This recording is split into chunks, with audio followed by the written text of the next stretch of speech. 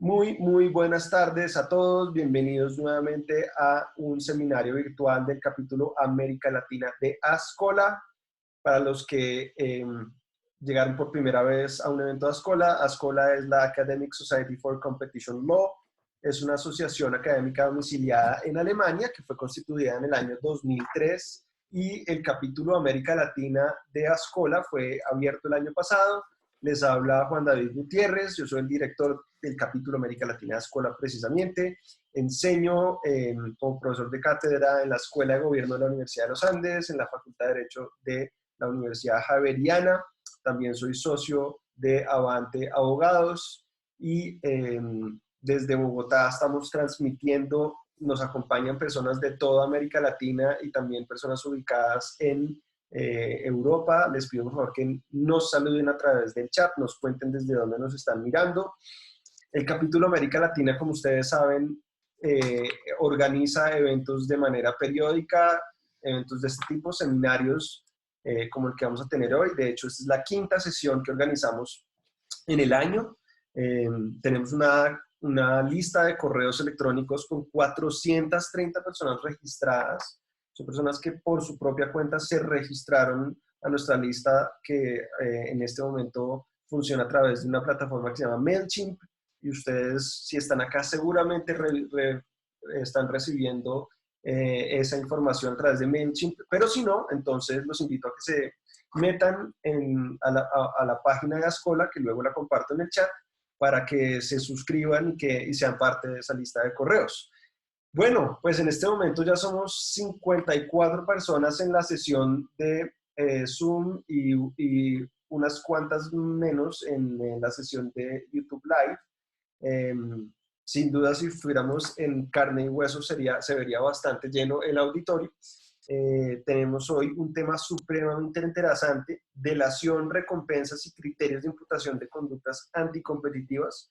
Nos acompañan además 6 magníficos profesionales, todos eh, con unas hojas de vida muy interesantes. Se les voy a leer rápidamente quiénes son y después les cuento uno por uno cuando vayan a presentar sus credenciales. Pero hoy nos acompaña Carlos Uribe, Milka Jansen, Mario Navarrete, Paul Arenas, Carolina Polanco y Manuel Abarca.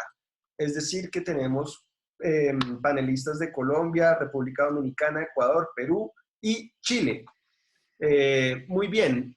Como pueden ver, en nuestra encuesta demuestra que lo más frecuente es que tengamos clientes regulares. Eso quiere decir que seguramente el capítulo América Latina va muy bien y espero que así siga yéndole al capítulo.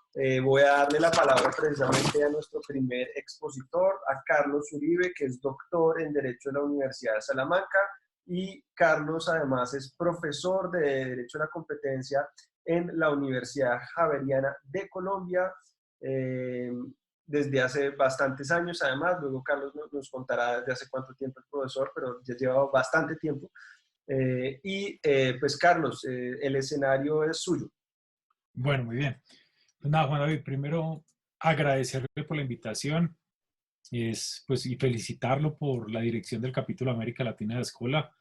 Estos escenarios han sido pues de mucha utilidad y en especial porque permite pues tener una visión muy internacional de lo que nos dedicamos. Bueno, yo me voy a concentrar, pues quien dice concentrar, dice mucho. Voy a tratar de abarcar un punto sobre las condiciones de imputación o las características de imputación, en especial sobre el régimen colombiano. Para eso organicé como 3 bloques de preguntas. El primer bloque de pregunta hace pues como alusión a una condición general, y es si el sistema de atribución de la responsabilidad en derecho de la competencia es claro en Colombia. Esto entonces me va a llevar a señalar un poco el régimen colombiano y el sentido que tienen las normas y la dificultad que tiene pues para las personas poder identificar en qué casos se puede leer una prohibición en su sentido claro y literal, y si no, habría que acudir a otros criterios. Y esto porque puede permitir ciertos errores en la prohibición en cuanto a la defensa de algún investigado. El segundo grupo de preguntas se relaciona con si se puede o no sancionar a una persona natural por incumplir un deber de información igual que a las personas jurídicas. Y eso lo vamos a ver en relación con la forma que el ordenamiento jurídico estableció el sistema sancionatorio. En este segundo bloque de preguntas, también consideraría si se entiende que la responsabilidad se atribuye a un agente económico. Este concepto involucra la responsabilidad parental y es el desarrollo que se le ha dado en Colombia y es entender un concepto de agente económico como sujeto a quien se destinan las normas de libre competencia. Y dada la experiencia pues, en la región y a veces pues, el seguimiento que nuestra autoridad le hace a las decisiones de la Unión Europea, de pronto se podría pensar, y creo que ese es uno de mis puntos de picar como el auditorio o las preguntas que se puedan derivar de acá, y es cuál es la posibilidad que empecemos a entender a los infractores en el sentido de grupos empresariales, con independencia de si la que infringe las normas de competencia es una filial o la matriz. Muy bien. El segundo punto pues, que se deriva de este bloque es si se entiende que la responsabilidad se atribuye a un agente económico, puede llegar a extenderse también en la misma relación de personas naturales frente a las responsabilidades que tendrían entonces no solo la matriz, sino por ejemplo los directores por el mismo desarrollo que está en Colombia de las definiciones sobre las que se le atribuyen a las personas naturales en el sentido de colaboradores. Y otro punto, si se puede señalar un error de prohibición para este tipo de consideraciones por la no aplicación de esta figura en un sentido estricto. Y el tercer grupo de preguntas, si existe en Colombia una aplicación de reglas per se como criterio de análisis de tipicidad y antijuricidad, y si lo que a veces se ha denominado, y ahí presento pues o intento señalar una de las declaraciones que ha hecho la superintendencia ante la OCDE no hace mucho, sobre estándares, entonces, y puertos seguros. Entonces, identificar si esas declaraciones sobre reglas per se son lo mismo que prohibiciones por objeto.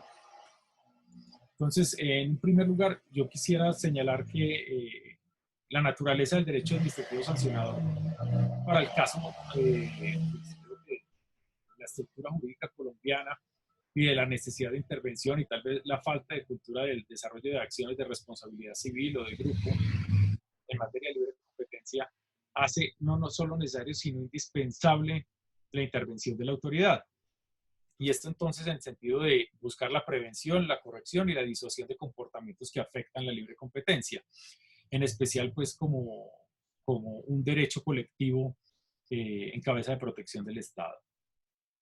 Para eso, uno podría señalar que el derecho de la competencia, pues, o el derecho, perdón, el sancionador, en Colombia tiene 25 o alguna sentencia del Consejo de Estado cuando estaba analizando el carácter de la norma sancionatoria del procedimiento sancionador en materia ambiental, hizo un recuento de los principios que cobijaban el derecho sancionatorio y estableció 25 principios que cobijan esa actuación. Pero pues como es imposible entrar en todos ellos, me voy a concentrar simplemente, creo que el que me da mayor juego en este momento es el principio de legalidad, con 4 elementos: la atribución, el carácter discrecional o reglado de su ejercicio, el espacio temporal en que puede utilizarse, pues no me voy a referir a él, y las formas o procedimientos para sancionar, que tampoco me voy a referir a ellos. Entonces me voy a concentrar en la atribución y el carácter discrecional. Frente a la atribución, hay un elemento sobre las normas de competencia. En Colombia el artículo 25 trae la definición, o como empieza el encabezado del artículo, es monto de las multas a personas jurídicas. Y lo que se ha hecho es entenderlo como que no está destinado a las personas jurídicas, sino a todo agente económico, en relación con el artículo 2 de la ley 1340, donde las normas de libre competencia se aplican a todos los agentes con independencia de su forma jurídica o independencia de su forma o naturaleza jurídica. Y en relación con las conductas que puedan tener efectos total o parcialmente en los mercados nacionales. Entonces, sobre esto hay un punto de reflexión y es el criterio de imputabilidad. Si se le señala que las personas, no es la definición estricta, que el concepto es muy claro que trae el artículo 25, monto a las personas jurídicas, sino que hay que interpretarlo de acuerdo con ese artículo segundo que hace relaciones a la actividad económica, cualquier persona que desarrolle una actividad económica o afecte o pueda afectar ese desarrollo. ¿Por qué no se entiende al mismo tiempo entonces la necesidad de probar o que la autoridad tenga que probar eh, que tenga efectos total o parcialmente en los mercados, sino que ahí no, ahí sí las normas adquieren el carácter de por objeto y efecto? Y entonces esto me lleva a la reflexión y voy a mezclarlo, que el tiempo corre muy rápido, qué cosas son 7 minutos. Voy a mezclarlo con la idea de la responsabilidad que se le atribuye entonces a las personas jurídicas. Y es que si existiera una regla per se de ilegalidad, no se admitiría entonces ningún grado de defensa. Lo que ha hecho la superintendencia es, en materia de OCDE, en una mesa de trabajo sobre puertos seguros y presunciones en derecho de la competencia, terminó estableciendo que las presunciones de ilegalidad en ciertos comportamientos se consideran restricciones de la competencia per se y que no será necesario para la SIC evaluar la conducta investigada que representa un daño potencial para la competencia del mercado. Entonces creo que esa forma de interpretar, si considera reglas per se, pues creo que va en contra de la misma naturaleza que está usando para poder aplicar las sanciones a todo agente económico. Ahora, el punto que me genera, no sé, Juan David, si tengo un minutico, el punto Dale. que, gracias, el punto aquí central es que además, cuando se habla de personas naturales, se establece para un conjunto de comportamientos que son colaborar, facilitar, autorizar, ejecutar o tolerar. Pero entonces viene la pregunta, cuando una persona natural resulta que no entrega no colabora con la información o las órdenes que imparta la autoridad, se le va a sancionar es como agente económico, no siendo el agente económico que desarrolla los comportamientos. Entonces, ¿por qué el criterio de sanción estaría sobre 100.000 salarios mínimos legales mensuales, que sería el criterio que se entendería para agentes económicos? Entonces, esto lo primero es que genera una inseguridad jurídica muy importante, dado el conflicto que hay entre la definición de los conceptos de a quién se le atribuye la responsabilidad y a quién no. Y para terminar, el punto es que hacia donde puede ir esta concepción es que se atribuyan responsabilidades entonces a matrices por el comportamiento de las filiales, entendiendo el mismo como el desarrollo de la falta de un deber de cuidado, de un control sobre las filiales, y donde ha llevado esto a la Unión Europea es básicamente unas pruebas diabólicas de las cuales es imposible liberarse. Básicamente son 3 tipos de excepciones que se podrían presentar. En el evento de que una matriz sea una inversionista o actúe exclusivamente como un inversor financiero, que la titularidad del 100% del capital social es transitoria y por poco tiempo, supongamos un fondo de inversión, y la matriz no puede ejercer jurídicamente su control del 100% sobre la filial, supongamos porque está en un proceso de reestructuración con cualquiera. Entonces, en ese tipo de situaciones, pues cualquier otro agente que realmente esté operando el mercado no tiene salida. Entonces, pues lo voy a dejar acá por el tiempo, pero creo que el criterio de imputación es algo que todavía falta, pues, o claridad para la naturaleza de un derecho administrativo sancionatorio. Muchas gracias, Juan David. Listo, Carlos, muchísimas gracias a usted. Se pasó muy poquito, entonces se le perdona por ese par de minuticos o menos. Vamos a seguir con nuestras presentaciones y le voy a dar la palabra a Nilka Jansen. Nilka, ¿cómo estás? Nilka está en República Dominicana, muy afortunada de ella. Como la jurisdicción más nueva de las que estamos aquí compartiendo panel, me toca hablar un poquito de la experiencia en República Dominicana. Y por eso titulé mi presentación, como le había dicho Juan David, como la necesidad de un programa de delación en República Dominicana, pues somos el único del panel que no cuenta en este momento con un programa de delación o de clemencia.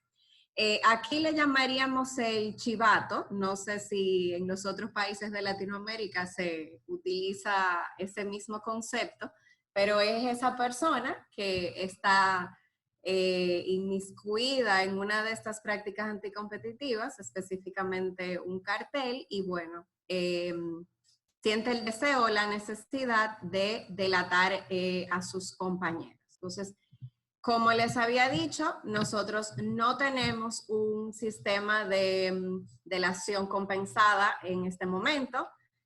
Para los que no lo sabían, y quería hacer un breve recuento de por qué entiendo que no lo tenemos hasta el momento. Nuestra ley es del 2008, pero como algunos de ustedes saben, no fue hasta enero del 2017 en la fecha en que entró en vigencia y tuvimos verdaderamente un sistema de competencia en República Dominicana. Hasta ese momento habían órganos sectoriales como el regulador de telecomunicaciones, que sí investigaba y llegó a instruir procesos de competencia, pero el sistema de competencia como tal inició formalmente en República Dominicana en el 2017. O sea que empezamos a aplicar una ley que ya tenía 9 años de promulgada. Y la realidad de la aplicación es que realmente la ley ya había quedado un poco obsoleta a la situación de la economía y de cómo encontramos los mercados en República Dominicana a la hora de empezar a aplicar la ley. Hablo en plural porque tuve el honor de formar parte dentro de Procompetencia, que es la Autoridad de Competencia Dominicana, de empezar a investigar y a instruir casos en materia de competencia. Entonces, cuando nos preguntamos por qué nuestra ley no tiene un sistema de delación, algunas de las personas que trabajaron en la redacción de esta ley, específicamente algunos de los primeros comisionados que trabajaron en Procompetencia, nos dijeron que para el año 2008, cuando se aprobó la ley, aunque la ley y la discusión de la ley data de muchos años antes, realmente o no estaban tan de moda en Latinoamérica, y eso lo podemos confirmar con los momentos en los que en los otros países entraron en vigencia los programas de delación, y por ende entonces la ley, que duró años discutiéndose en el Congreso, pues no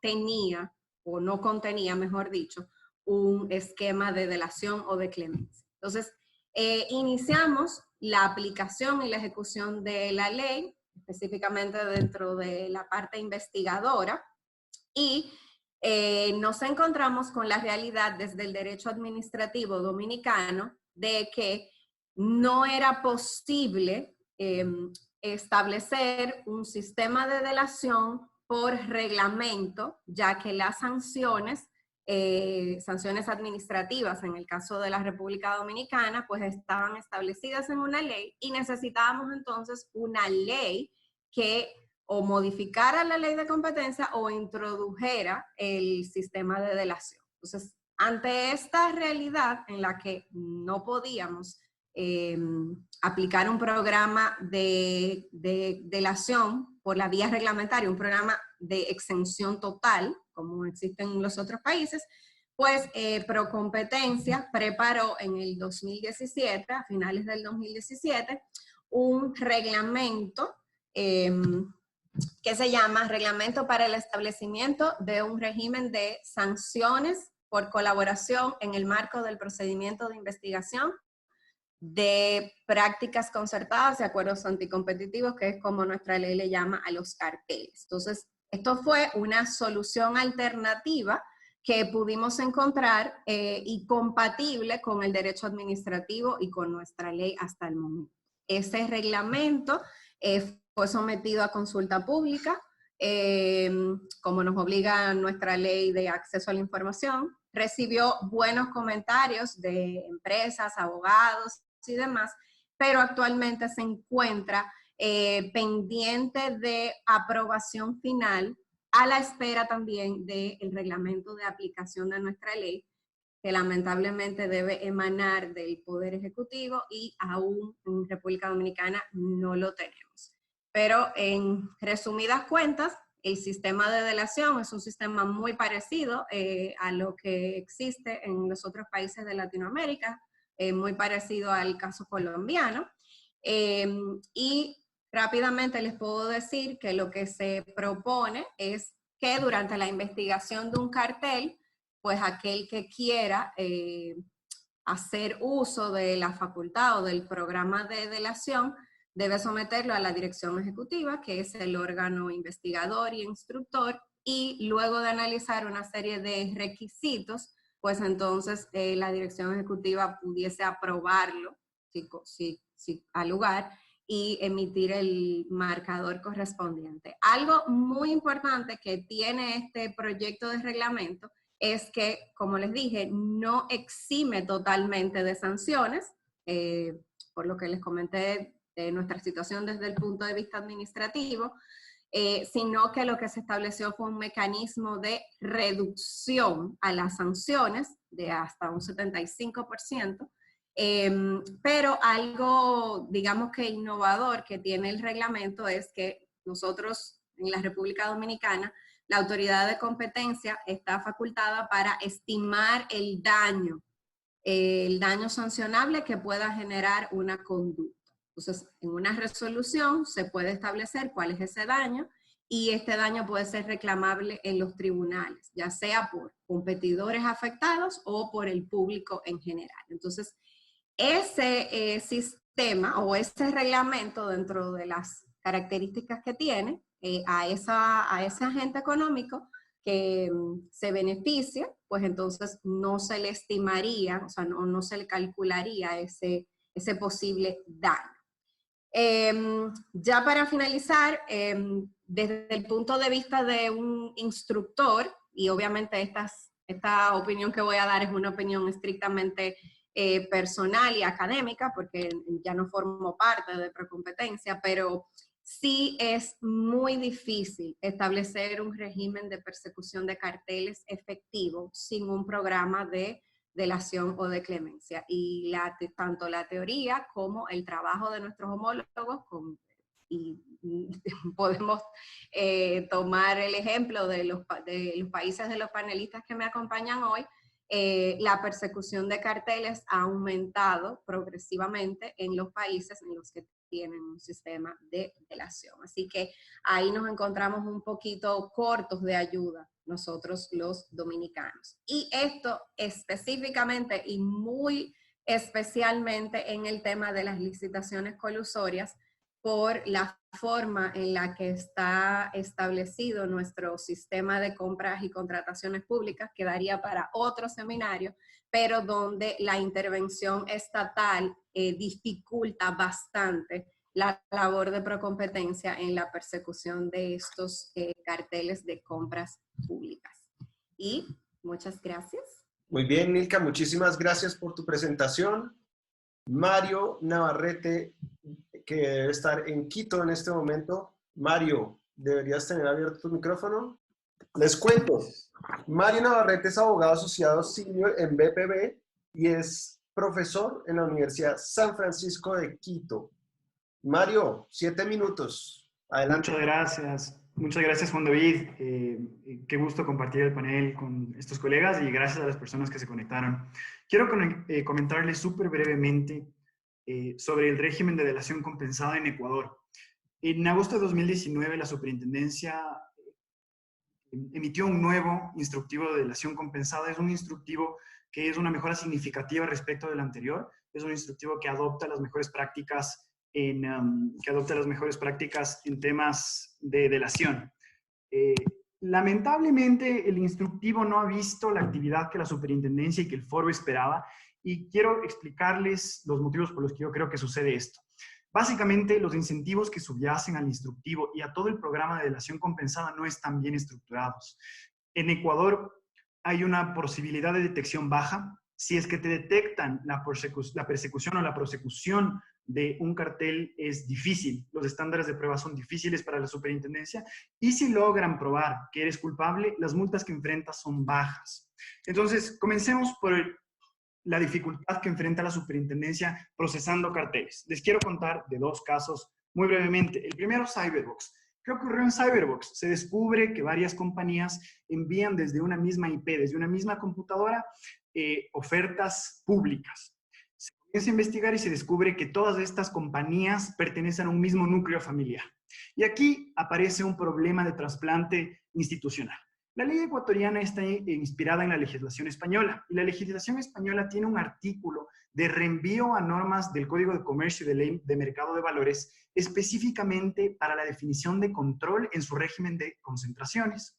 En Ecuador se hizo un trasplante de esa norma y reflexivamente y sin considerar las circunstancias. Y como por supuesto no se podía copiar el número del artículo al que hacía referencia a la norma española, se incorporó no para concentraciones, sino para carteles y para abuso de poder de mercado, todas las normas de mercado de valores. ¿Y qué dicen las normas de mercado de valores? Una específica dice que se considera que eres parte de un grupo económico si es que tienes una relación hasta el 4º grado de consanguinidad. ¿Cuál es la conclusión de eso? No se puede tener una restricción horizontal entre compañías de un mismo grupo económico. Y la conclusión ineludible es, bienvenido, puedes cartelizar siempre que lo hagas con tus primos. El segundo caso es el caso San Pedro. En el caso San Pedro hay una grabación en donde se detectan a 3 cartelistas, se les escucha a los 3 cartelistas participando. Uno de ellos obtuvo una multa que, como veremos, fue en verdad marginal e ínfima. ¿Por qué? Porque se benefició del mecanismo de terminación convencional. Esto es otro desincentivo del régimen ecuatoriano de delación y que resta efectividad a la persecución de los carteles. La ley ecuatoriana también tomó de la legislación española el mecanismo de terminación convencional. Sin embargo, en un intento de dar seguridad jurídica, la superintendencia lo aterrizó en un instructivo que limita la discrecionalidad de los funcionarios y les obliga básicamente a aplicar un checklist. La conclusión de esto es que todas las conductas, incluso carteles que tradicionalmente no deben beneficiarse de mecanismos de terminación convencional porque requieren, por un tema de disuasión, una resolución sancionatoria, terminan beneficiándose de los compromisos de cese. El segundo problema, digamos que la superintendencia logra probar, por cierto, estos 2 problemas del caso Cyberbox y San Pedro no son excepcionales, solamente me estoy refiriendo a 2 ejemplos, uno de aplicación práctica y uno de trasplante institucional, para demostrar la dificultad en la persecución de los carteles de Ecuador. Pero digamos que la superintendencia logra probar que hay un cartel. Después viene la sanción. En Ecuador, la sanción de los carteles no tiene un efecto disuasivo adecuado. De forma general, la multa puede avanzar hasta el 12% de los ingresos del infractor. Y de manera excepcional, la multa puede subir hasta igualar el beneficio de la infracción. Eso quiere decir que si te capturan, en el peor de los casos, quedas de empate. Pero por supuesto, la sanción no es independiente de la capacidad o del riesgo de detección. Si es que, como varios estudios lo demuestran, se capturan únicamente 1 de cada 7 carteles, y si en el único que capturo puedo poner una multa hasta el beneficio obtenido por los cartelistas, ¿cuál es mi incentivo? Cartelizo 7 veces y solo me van a descubrir en 1. Eso quiere decir que las sanciones de la ley orgánica ecuatoriana no tienen un efecto disuasivo adecuado porque no consideran el valor que tiene el riesgo de detección. Y como consecuencia de los traumas de los primeros años, porque en los primeros años se echó abajo muchísimas decisiones de la superintendencia por ser irrazonables, la Junta de Regulación ya no le permite a la superintendencia calcular las multas sobre la totalidad de los ingresos, sino solamente sobre los ingresos en el mercado relevante. ¿Qué sucede con esto? Las multas, que ya no eran suficientemente disuasorias, terminan siéndolo aún menos. Y por último, la detección de carteles. La superintendencia en Ecuador es de 2012, la ley es de 2011. Estamos todavía en un proceso, en una curva de aprendizaje, el foro de abogados, los economistas y la superintendencia. En estos primeros años es normal encontrar una brecha entre lo que dice la ley y una aplicación efectiva. Básicamente todos estamos aprendiendo y eso es normal. Y también yo creo la superintendencia no recibe los recursos suficientes para una tarea con un impacto social tan importante. La conclusión de esto, o de este bloque, es que la capacidad de detección de la superintendencia no es suficiente. Entonces, ¿cuál es la conclusión de estos incentivos desalineados? Si tienes un cartel, tienes una muy baja probabilidad de detección. Si se te detectan, es muy difícil que logren condenarte. Y si te condenan, te ponen una multa pequeña. Y si te ponen incluso una multa que puedes evitar echando mano de los mecanismos de terminación convencional. ¿Qué ha sucedido en la práctica?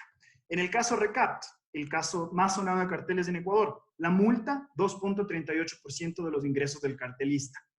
Sintofil, el caso de que era uno de los cartelistas de San Pedro, multa de 0.34% de sus ingresos en el año en que cartelizó. Y hay un expediente que en verdad demuestra lo desalineados que están los incentivos. En este último expediente que estoy citando, sancionaron a una persona natural que se benefició de un proceso de terminación convencional por un cartel con $37. Si es que es más caro comprar 2 pizzas familiares y una Coca-Cola que la multa por el cartel, claramente el incentivo para aplicar al programa de delación compensada no existe. Solamente era eso y muchas gracias por su tiempo. Hombre, tan cumplido, Mario, que casi no alcanzo a poner mi micrófono de vuelta. Muchas, muchas, muchas gracias. Vamos a seguir con nuestros siguientes 3 panelistas, pero antes de eso, quiero contarles 2 cosas. Primero, que en este momento somos 77 por acá, a través de Zoom, y en YouTube Live hasta hace unos segundos había 17 personas. Bienvenidos todos. Recuerden que va a haber una ronda de preguntas y que yo voy a recoger sus preguntas en el chat. Entonces, si tienen preguntas para los conferencistas, para los panelistas, aprovechen el chat. Salúdennos también, cuéntenos desde dónde nos están viendo. Voy a contarles. Fericuri registró que hay personas en República Dominicana, Quito, Ecuador, Perú, Bolivia, Barcelona, Ecuador, Santiago de Chile, Bogotá, Lima, México y Managua, Nicaragua. Entonces, bueno, está muy latinoamericano este evento. Muchas gracias por participar. Siempre están bienvenidos. También aprovecho para contarles un par de cosas sobre los seminarios Ascola. Tenemos 7 eventos de aquí hasta agosto ya fijados. Les voy a contar que el próximo es el 28 de mayo y será sobre democracia y derecho a la competencia.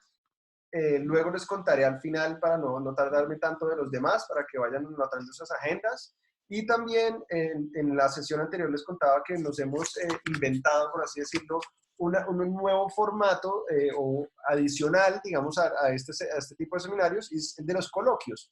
Es un formato en el cual solo hay una persona que presenta un trabajo de investigación, hay una persona, una contraparte, por así decirlo, que comenta el trabajo, y luego tenemos una especie de mesa redonda. La primera persona que va a participar en ese coloquio va a ser Andrés Calderón, profesor investigador de la Universidad del Pacífico del Perú, que va a trabajar o que está trabajando en un paper sobre derecho a la competencia, plataformas digitales y fake news, así que promete muchísimo ese primer coloquio que vamos a organizar. Y bueno, hasta aquí. Luego les cuento otros chismes del capítulo América Latina de Ascola, pero sin más bien le voy a dar la palabra a Paul Arenas, que está en Lima. Paul, voy a abrirte el micrófono ahora mismo. ¿Qué tal, Juan David? Entonces, les cuento que Paul es economista. Entonces, para buena suerte, nosotros no vamos a hablar solo abogados, sino que va a hablar un economista profesional. Es economista asociado de la firma Boulard en Lima. Es mundialmente conocido por su rol en los moot courts que organiza Boulard, y luego de pronto puedes echarte una publicidad sobre eso, Paul, si quieres. Pues bueno, la verdad es que es un gusto tenerte, Paul, y por favor toma el escenario. Muchas gracias. Bueno, ¿qué tal? Saludos a todos los que están presentes. Gracias, Juan David, por la oportunidad. Bueno, voy a hablarles un poco del programa de recompensas en Perú, de los lineamientos que se publicaron hace algunos meses, pocos meses en verdad, por el Indecopi. Bueno, antes un disclaimer, como ya mencionó Juan David, soy un economista, así que vamos acá a tratar de enfocar el tema del programa de recompensas desde un punto de vista económico. Primero, en la práctica lo que está proponiendo el Indecopi es dar una recompensa económica de $116.000 a las personas que aporten información para la detección y sanción de cárteles. Esta información debe ser información determinante, es decir, correos electrónicos, de repente una agenda o un calendario donde se cite reuniones entre competidores y demás. ¿quiénes pueden acceder a esta recompensa? El Indecopi plantea que sean, primero, solo personas naturales. Pueden ser aquellas personas que no hayan participado de la conducta, pero tengan conocimiento, familiares, proveedores, secretarios, secretarias. También pueden acceder trabajadores que tengan un rol periférico, es decir, de repente el funcionario que tuvo que colocar el precio, pero que no tiene mayor margen de acción sobre la ocurrencia de la conducta, y tratando de evitar un riesgo moral, no pueden acceder abogados, ni oficiales de cumplimiento, ni funcionarios del Indecopi. ¿Qué debe ocurrir para obtener la recompensa? Bueno, aquí el Indecopi plantea una facultad discrecional de la Secretaría Técnica. Es decir, la Secretaría Técnica va a ser la que determine si la información corresponde para la obtención de una recompensa o no. Esta decisión no es apelable. Y el pago de esta recompensa también debe estar condicionado al cumplimiento del deber de colaboración. Entonces, el Indecopi ya cuenta con un programa de clemencia. Lo que ahora se está sumando es el programa de recompensas. Con esto lo que busca el Indecopi es tener, digamos, mayor fuerza para ir tras los carteles, ya que se está incrementando el universo de personas que podrían poner en riesgo la sostenibilidad del cartel. Sin embargo, la pregunta es, y ya desde un lado más económico, es si esta medida podría afectar la sostenibilidad del cartel. Como les comentaba, la idea es que individuos que antes no podrían afectar el cartel, ahora sí lo pueden hacer. Tienen ese poder de destrucción, por decirlo de alguna manera. Sin embargo, la pregunta es qué tanto va a aumentar ese universo. ¿Cuántos y qué tipo de carteles van a ser los que sean afectados principalmente? Entonces, vemos que primero hay 3 posibles grandes filtros para este grupo de personas. El primero es que haya un desconocimiento del programa y de la ley de libre competencia. Al menos en Perú, si uno pregunta sobre libre competencia o cárteles, no necesariamente lo van a atribuir a lo que nosotros conocemos. También puede haber temores a represalias laborales, un castigo social de ex jefes, familiares y demás. Y por último está una decisión ya racional, ¿no?, sobre delatar, digamos, lo que el economista haría. ¿Delato, no delato? ¿Qué beneficios tengo en uno? ¿Qué beneficios tengo en otro? La autoridad tiene acciones para ir contra ellos. La primera es publicitar el programa, ser más activo en la difusión de la libre competencia, proteger al delator. Esa es una de las partes también que están metidas en el lineamiento que el Indecopi ha sacado, es tratar de proteger el anonimato. Y luego está también mejorar el monto y la certidumbre. Digamos, si hacemos que sea más cierto y el monto de recompensa sea mayor, probablemente más gente se anime a delatar. Sin embargo, como todo en la vida, hay fuerzas al contrario. La publicidad de un programa podría tener un incremento de denuncias. Gente que denuncie carteles que no tienen nada que ver, porque simplemente están en contra del desarrollo empresarial o de las grandes fortunas, por decirlo de alguna manera. Puede haber temores a represalias y está bien, puede haber un anonimato de parte del programa, pero el Perú es un mercado chico. El 95% de las empresas y las sedes corporativas se encuentran en un distrito. Y por último, están las decisiones racionales, pero ahí hay miopía de los agentes, ¿no? O sea, ¿qué me hace mejor, delatar o no? Entonces, para hacer un poco de gala al papel de economista, vamos a poner acá un par de ecuaciones. El tema de delación es una decisión de la primera parte, que son los montos de multa, el salario que podría obtener la persona y un costo social. Y el no delatar es quedarse con el salario que tiene, ¿no? Aquí hay varios factores que afectan la decisión de uno. Para las personas que están cercanas al cartel, la decisión va a ser, si delato, incremento la probabilidad de obtener la recompensa, digamos, mi información es más útil, sube mis probabilidades de tener el monto a recompensar. Sin embargo, si probablemente al ser un funcionario más cercano, tengo un cargo gerencial, el no delatar me implicará, o el delatar me implicará perder un monto de dinero importante. Entonces, ahí está un gran, digamos, un gran monto o una gran duda sobre el monto y su efectividad. Entonces, ahí nos preguntamos si el incentivo monetario es suficiente. Tal como lo plantea el Indecopi, plantea $58.000 de un monto base y un monto variable, y la manera de pagar es el 10% al inicio, 30% después y todo el resto al final del monto base. Entonces, al inicio la persona se llevaría $6.000 aprox, y el monto final se lo va a llevar cuando acabe el proceso. En Perú los procesos pueden tomar años, entonces digamos, la certeza para un funcionario alto no es tan importante. Me apuro, por último, en las fronteras, digamos, en las que están más lejanos de la política de competencia, el tema es que, claro, la efectividad de la información que ellos brinden es más baja, digamos, la probabilidad que se lleven el monto de recompensa es muy bajo, el Indecopi tendría que gastar en publicidad. Y solamente para cerrar, ¿contra qué se lucha el Indecopi? El Indecopi lucha contra comentarios como este tipo, de la publicación Semana Económica, comentarios de personas sobre qué es un cartel y qué pueden denunciar. Todo esto creo que es una evaluación constante, que de repente ya lo comentamos más adelante, la parte de preguntas. Y una última recomendación, esto es un paper bastante interesante sobre mitos y verdades sobre las recompensas monetarias. Gracias. Excelente, Paul. Como un relojero suizo terminaste en 7 minutos. Te felicito. Excelente. Muy bien preparada tu presentación. Bueno, pues entonces seguimos. Somos 78 participantes en Zoom, 17 en YouTube Live. Recuerden que pueden hacer sus preguntas a los panelistas a través de el chat, ya sea de Zoom o el de YouTube Live. Y sin más, yo quisiera introducir a Carolina Polanco. Carolina, te vamos a abrir el micrófono. Carolina, ¿cómo estás?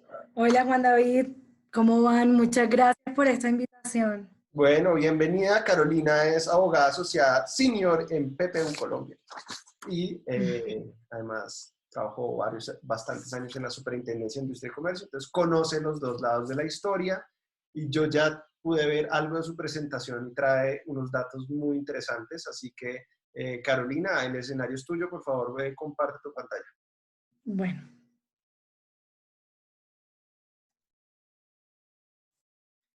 Entonces, inicialmente, voy a tratar de abordar varios temas muy rápido, quiero tocar 4 o 5 temas quizá, pero quiero arrancar un poco contando algo de las cifras.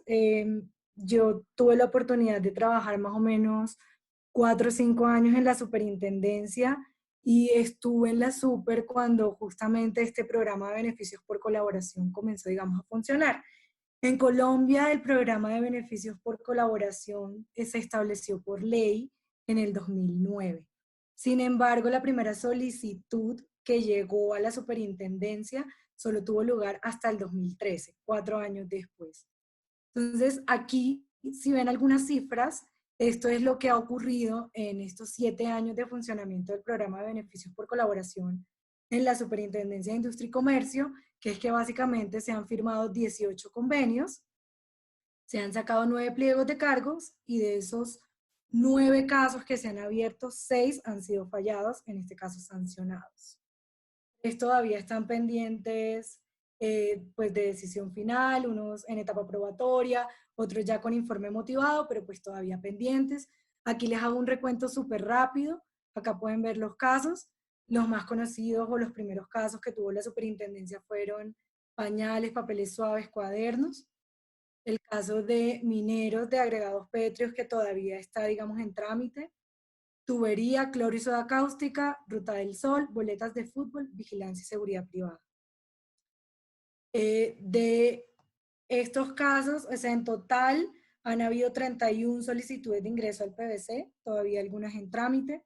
Estas cifras son públicas, las anunció la superintendencia en su informe o rendición de cuentas del 2018, convenios firmados 18, y lo que ya les conté, 3 pliegos de cargos, 6 casos sancionados, 2 solicitudes rechazadas porque se consideró que las pruebas que estaban llegando no eran útiles, y 3 empresas excluidas o agentes de mercado de los beneficios por colaboración luego de haber sido tramitada la investigación porque la superintendencia finalmente encontró que no cumplieron con el deber de colaboración que debe mantenerse.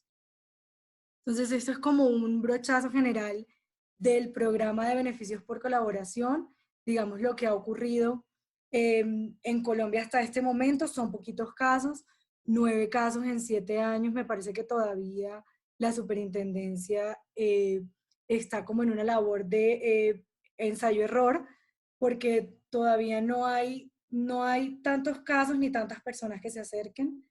Eso puede tener digamos, puede ser la consecuencia de los incentivos del programa, en parte unos como los que hablaba Mario, otros como los que hablaba Paul, y otros que ya vamos a ver al final. Entonces, dicho eso, quiero hablar como de 3 o 4 temas que me parecen muy importantes relacionados con este programa, que son básicamente la reserva del expediente de delación, el valor probatorio que se le debe dar a las declaraciones de los delatores, el valor de la colaboración, porque en este caso vemos que en 6 casos fallados se han excluido de beneficios a 3, y si nos alcanza el tiempo, hablar de la figura del sucesor en interés, por un caso que tuvimos en particular en Colombia, que fue el caso de Cuadernos. Entonces, el primer tema que voy a tocar muy rápidamente es la reserva del expediente de delación en Colombia. Este ha sido un tema muy debatido. Aquí el decreto 1523, que digamos regula el tema del programa de beneficios por colaboración, establece que el expediente de delación se debe llevar de manera individual y aparte del expediente de la investigación. ¿Qué ocurre? Que cuando llega a la Superintendencia de Industria y Comercio una solicitud de quiero delatar, voy a delatar este cartel empresarial, esa solicitud se tramita en un expediente aparte. ¿Qué termina ocurriendo? Que la Superintendencia traslada toda la evidencia de ese expediente al expediente de la investigación, que es donde finalmente se formula pliego de cargos. ¿Qué ocurre? Que ese expediente de delación es absolutamente reservado y nadie tiene acceso a ello. Por más que han intentado los investigados a lo largo de los años, se ha tratado de solicitar el acceso a ese expediente, pero pues sin éxito alguno. Esa posición incluso fue avalada por un juez que señaló que no necesitaban acceder a ese expediente de delación en particular, porque ahí únicamente reposaban pruebas como las reuniones entre la autoridad y quien está delatando, actuaciones procesales de impulso, por ejemplo, citaciones, testimonios, declaraciones, o incluso pruebas relacionadas con carteles en mercados diferentes. En esa medida, este juez o el Tribunal de Cundinamarca en Colombia simplemente dijo que el investigado no necesitaba acceder a ese expediente de delación reservado porque era suficiente que pudiera ejercer su derecho de defensa y contradicción con base en las pruebas que le fueron citadas en el pliego de cargos. Eso es una discusión que todavía, digamos, está en construcción, porque aún en el caso en el que se le da acceso completo al investigado al expediente donde se adelanta la investigación, pueden haber cierta información que se considera reservada y que incluso no se les entrega. Entonces, que eso será discusión como de otro seminario. Otro tema importante que me parece traer aquí a colación es el tema de la valoración de las declaraciones de los delatores. Traigo este tema porque en uno de los casos en el que tuve la oportunidad de participar, una de las defensas de los investigados fue que no se podía tener en cuenta o debían excluirse las declaraciones de los delatores. ¿Por qué? Porque este investigado decía que ese delator iba a declarar en su propio beneficio. ¿Para qué? Para obtener la recompensa al final de la investigación, que es la exoneración de la sanción. La superintendencia analizó este argumento de los investigados y terminó diciendo, ya va. El hecho de que un delator declare y que obviamente esté esperando que se le dé la recompensa de exoneración del 100%, del 50%, dependiendo de lo que le toque según el orden de llegada, no quiere decir que la declaración por sí misma deba ser excluida o deba restársele credibilidad. ¿Por qué? Porque aquí lo que debe ocurrir es que simplemente debemos tener en cuenta otros elementos de juicio y unas reglas de valoración y de apreciación rigurosas para poder analizar si lo que el delator está diciendo pues me va a llevar o no a la verdad. Básicamente lo que la superintendencia dijo en ese caso es que se deben aplicar para el análisis de las declaraciones de los delatores los mismos criterios que se le aplican a las declaraciones de cualquier tercero que tenga un interés en el proceso. Y aquí quiero traer a colación, digamos, una experiencia propia, y es que dentro de las reglas que la superintendencia citó como relevantes para tener en cuenta, señaló que debes analizar la ciencia del dicho, es decir, porque esa persona tuvo conocimiento de la conducta, se debe analizar la precisión y coherencia de la narración, y también el origen de las fuentes y los detalles que dé la persona. Y todo esto debe analizarse en conjunto con las demás pruebas documentales e incluso otras declaraciones que se lleguen en el proceso para finalmente determinar si esa declaración te está llevando o no a la verdad. En uno de los casos en el que tuve la oportunidad de estar, uno de los abogados, precisamente para tratar de buscar contradicciones en la declaración del delator y para tratar de hacerle restar credibilidad a lo que estaba diciendo, empezó a preguntarle muchos detalles, que cuál era el sitio de reunión, que cómo era, que por dónde entraron, que cómo era el parqueadero, que en qué mesa se sentaron.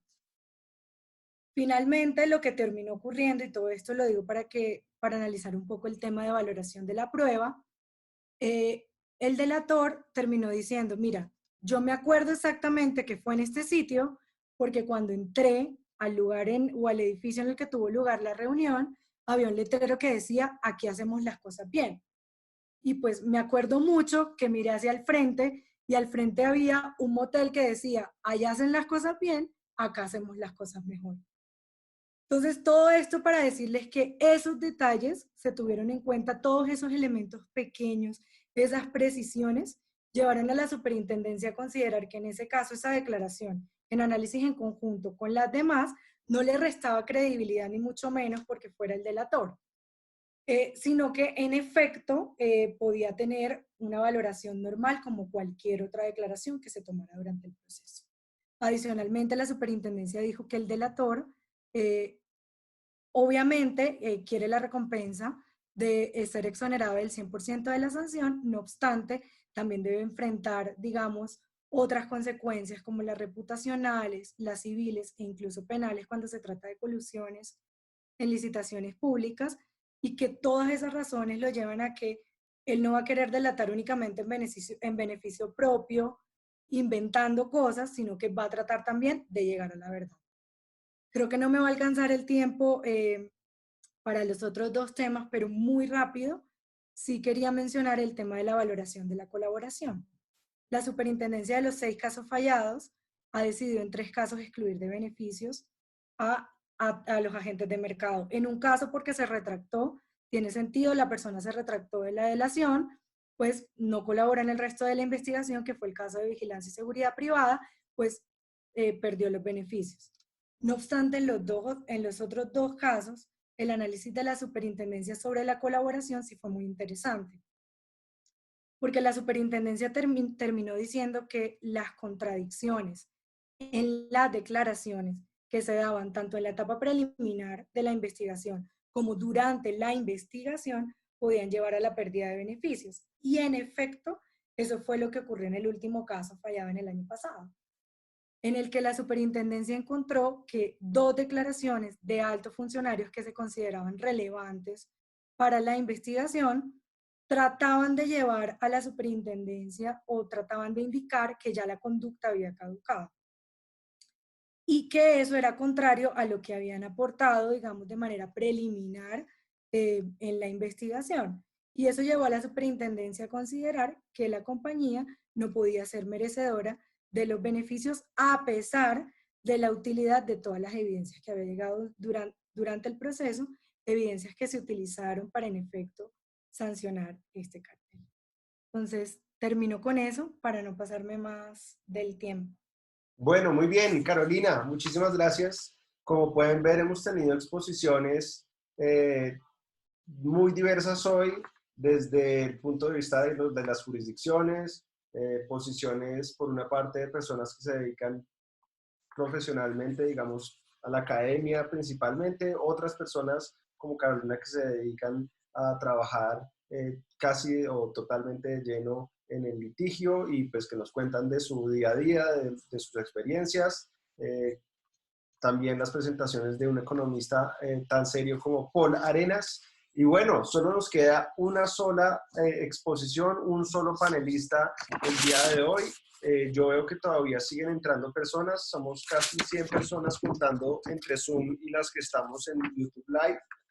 Finalmente le voy a dar la palabra a Manuel Abarca, a quien le acabo de abrir el micrófono. Manuel, ahí estás tú. Les cuento que Manuel es abogado asociado en el estudio Lewin Abogados en Santiago de Chile. Manuel es una figura muy conocida para los nerds del derecho a la competencia en Twitter. Es un gusto contar con Manuel también hoy. Manuel, es tuyo el auditorio. Muchas gracias. Muchísimas gracias, Juan David. El título de esta presentación podría haber sido ¿qué pasó en Chile y qué fue lo que hicimos? Para no tener esa forma tan agresiva, básicamente el objetivo es contar la discusión a propósito del caso Papeles, un caso de colusión contra las dos principales papeleras de nuestro país, en el que existieron dos delaciones compensadas y existió una discusión sobre cuál es el valor y cuál es el concepto de la coacción para privar del beneficio de la delación compensada. Nuestra ley permite conceder el beneficio de la delación compensada a los dos primeros miembros de un cartel que se delaten. Sin embargo, establece como excepción que no se le va a dar el beneficio de la delación a aquel miembro del cartel que en primer lugar haya sido el organizador del acuerdo y en segundo lugar que haya coaccionado a los demás a mantenerse en él.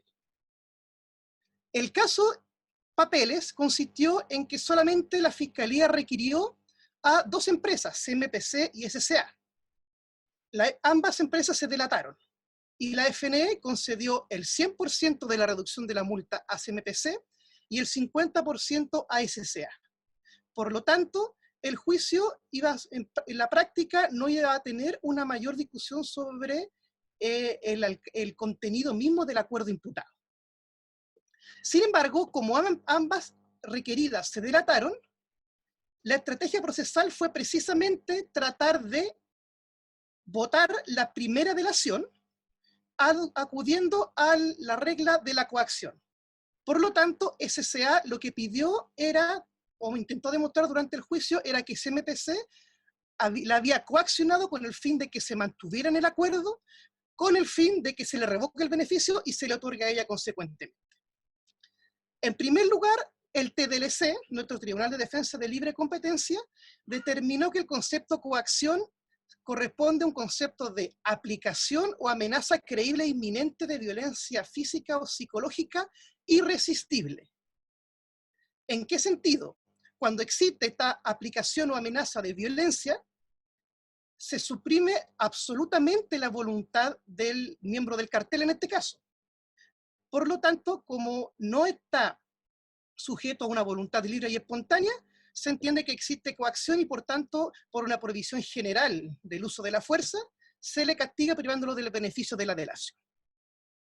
Pero el tribunal es muy agudo y establece, si no existe este estándar tan alto, a modo de ejemplo, básicamente es el miembro del cartel le puso la pistola en la cabeza al otro miembro, o si es que te sales del acuerdo, te voy a secuestrar a ti o a tu familia. Estableció que en todos los demás casos, a pesar de que exista coacción o alguna forma o amenaza de cierta agresividad, igualmente existe un cierto nivel de voluntad, que hace de que uno igual, o sea, el miembro del acuerdo mantenga los incentivos para quedarse en él, y por lo tanto no existe una coacción que prive del beneficio de la delación. En el caso, existieron muchas amenazas. Básicamente, CMPC le decía a SCA, si es que te sales del acuerdo, yo voy a hacer una estrategia de precio predatorio contra ti y te voy a excluir del mercado. El tribunal dijo, estas amenazas, por muy agresivas que sean, constituyen formas comunes de monitoreo y sanción de cualquier acuerdo anticompetitivo que no constituyen coacción. Hasta este momento todo bien, salvo cuando el caso es conocido por la Corte Suprema. La Corte Suprema aplica el concepto de coacción según la fuerza, según nuestro derecho civil. Y establece que para el TDLC ocupa un concepto de fuerza que significa fuerza absoluta, es decir, aquella fuerza que elimina precisamente toda forma de voluntad. La Corte dice de que esto es un argumento erróneo porque, como se suprime totalmente la voluntad, no hay acuerdo. Al no haber acuerdo, no hay dos personas que tengan el meeting of the minds necesario. Por lo tanto, no existe el ilícito en tanto conducta de dos o más actores. Por lo tanto, el concepto de fuerza dentro de la dogmática civil es el concepto de la vis compulsiva, es decir, aquella fuerza que permite viciar el consentimiento, que hace que éste no sea ni libre ni espontáneo. Y es esta forma a la que se refiere nuestra ley al momento de la coacción para privar del beneficio. Entonces, la Corte solamente echa pie a estas declaraciones de te voy a sacar del mercado, voy a hacer una estrategia de precios predatorios contra ti, y dice de que dado que es un actor, en este caso CMPC, que tenía un 75% de participación del mercado, esas amenazas por sí solas son injustas, graves y determinantes. Por lo tanto, yo le privo del beneficio a CMPC, se lo priva, entiende que es coacción y lo multa consecuente. Una opinión minoritaria de una claridad muy aplaudible es la opinión del ministro Prado, que él dice que la discusión no tiene tanto que ver con el concepto de fuerza, sino que tiene que ver si el estándar de coacción es suficiente.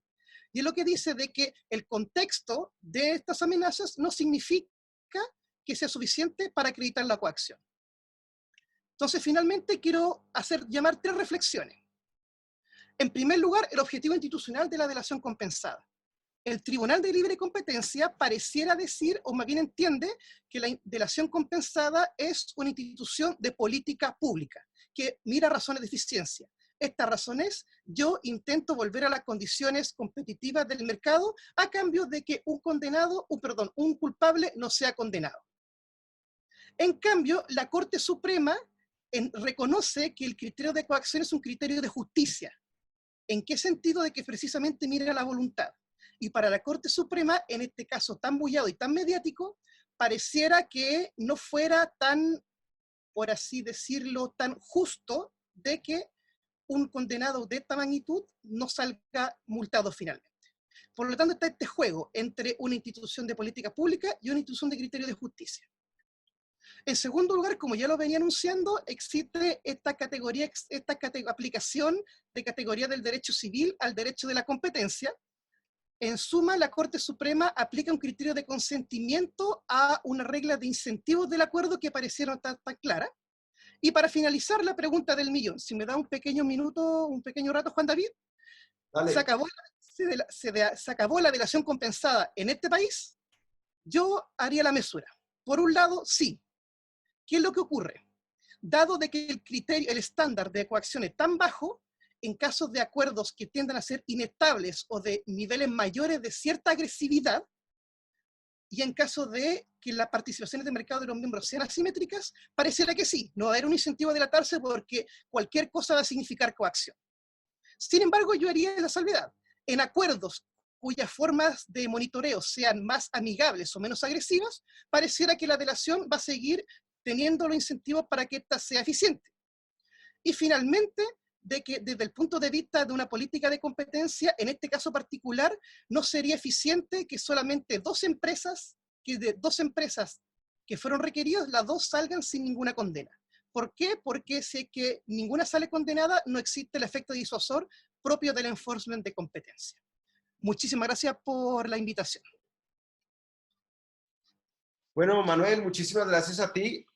Esperemos que no se haya acabado el programa de delación en Chile. Vamos a ver el vaso medio lleno mejor. Ahora entramos a la sesión final de preguntas. Tengo registrados 9 preguntas en este momento. Algunas están dirigidas a todos, otras están teledirigidas. Voy a leerlas despacito para que los panelistas escojan cuáles quieren responder. Comienzo con Max para Nilka. ¿Hay alguna visibilidad de cuándo se podría aprobar el reglamento para aplicar la delación durante este año, el próximo? Ok, ahí tienes, Nilka, tu pregunta. Sin perjuicio de que luego quieras abordar alguna de las generales también. Por aquí, por YouTube Live, Rebeca pregunta para todos. ¿En sus países el agente económico está definido en términos individuales o admite los grupos económicos? Por ejemplo, ¿a quién se sanciona? ¿A la subsidiaria o a todo el grupo? Eso por el lado del YouTube Live. Voy a seguir en las preguntas de Zoom. Michelle Jiménez, una pregunta para Mario. ¿Creerías que es viable en Ecuador para fortalecer los incentivos de la delación colocar sanciones a las personas naturales que estuvieron dentro de las empresas cartelizadas? Que, por ejemplo, ese es el caso en Colombia. En Colombia hay sanciones para las personas e incluso la ley prohíbe que las empresas paguen por las personas o que tengan seguros, por ejemplo. Una pregunta para todos. No, bueno, este de pronto es para Ecuador. Esta es para Mario. El instructivo de terminación convencional es emitido por la superintendencia, por lo tanto es fácilmente reformable excluyendo de su ámbito a los carteles. Igualmente la Junta es una entidad dependiente en último término del Ejecutivo. Por lo tanto, y aquí viene la pregunta, ¿crees que es una política de Estado ecuatoriano el hecho de que las sanciones no cumplan su objetivo de ser disuasorias? ¿Ok? Eso va con cáscara esa pregunta. Muy bien, Carlos Perilla en Colombia hace un comentario. El programa de Fenicios por colaboración en Colombia no es extendido porque es incierta la respuesta final de la superintendencia. No hay seguridad de que el delator obtenga beneficios y en mi opinión hay un caso injusto y equivocado en el cual se quitaron los beneficios a un colaborador. En Estados Unidos el programa de nación solo creció cuando se aseguró al delator desde el principio su inmunidad. Bueno, ahí está el comentario editorial de Carlos que de pronto Carolina quiere abordar luego. Una pregunta para todos los panelistas de Daniel Luque, pero quizás mejor para Carolina frente al caso colombiano. ¿Cómo ven el tema de los incentivos o disincentivos que pueda ofrecer la autoridad frente a conductas que impliquen penas privativas de la libertad, como es el caso de la colusión en licitaciones públicas? Muy bien, acaba una pregunta de un anónimo para Mario. ¿Deben los programas de clemencia garantizar la exoneración de responsabilidad penal o daños civiles posteriores a fin de que haya las garantías para que los delatoras puedan delatar sin posteriores consecuencias? Ahí le dejaron ese trompo a Mario. Keila pregunta desde México para todos en general, algo similar a lo que ya habían preguntado antes. Dentro de la legislación de cada país existe la figura de grupo de interés económico con participación en el mercado. Desde Ecuador, Luis Marín pregunta para Mario y para Carolina. Hace pocos días se hizo pública una interpretación del Tribunal Tribunal de Justicia andino respecto de la Secretaría General de la CAN frente a las facultades de autoridades locales de conocer casos de competencia y se pronunció sobre el non bis in idem alegado por operadores sancionados por la Secretaría General de la CAN e investigados o exonerados de multas por autoridades locales. Ahí viene la pregunta. ¿Cómo ven esa interpretación y qué efecto creen que pueda tener en recuperar la confianza de la delación o en la delación mejor? Está interesante y compleja esa que mandó Luis desde Quito, Ecuador. Camilo Herrera, con la delación podría configurarse un incentivo perverso en el evento de que haya reincidencia en la conducta anticompetitiva por parte del delator. Omar Soca, que creo que está en Lima, Perú, pregunta para todos los panelistas en general. ¿Existen países en los cuales la identidad del delator no se mantiene confidencial, mientras que en otros sí, incluso luego culminado el proceso o procedimiento? Ahí va la pregunta ahora sí. ¿Consideran que mantener la reserva de la identidad de colaborar tiene un efecto importante en la decisión del delator? Carolina, que ha sido bastante targeteada hoy, va una para Carolina nuevamente. Gustavo Guerrero pregunta: ¿considera que la regulación de la reserva del expediente y las primeras experiencias en Colombia le otorgan a los donatores un grado de certeza sobre la posibilidad de que estas pruebas sean empleadas en otros procesos a nivel andino o en responsabilidad civil? Max, otra pregunta, pero va para Manuel. Hoy se está discutiendo en Chile una opción de introducir sistemas de whistleblower para delitos económicos. ¿Cómo conversa esto con la delación o de qué forma puede afectar su efectividad? ¿Existirán dos instrumentos distintos? Esta además también se puede hacer extensiva a Paul Arenas para que nos cuente cómo está funcionando la cosa en Perú. Para Manuel Abarca también, Piero Alexis, ¿cuál es su opinión respecto al concepto de coacción o coercionador en la literatura de derecho a la competencia, por ejemplo en el abuso de posición de dominio?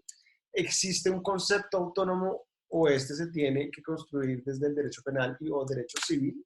Ese tema del coaccionador es muy interesante. En el blog lalibrecompetencia.com pueden encontrar una entrada escrita por Mario Zúñiga, que hoy no se ve, pero seguro en diferido. Mario, te saludamos.